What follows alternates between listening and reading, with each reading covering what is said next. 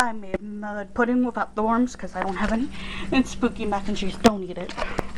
Like, do not eat that. That is gross. It's oranges and some corn. And it's just called spooky mac and cheese. It really is just spooky. Let's check out what I have in my fridge that I shared with my grandparents. Ketchup. Freeform. We have some Parmesan cheese, ranch, Heinz ketchup,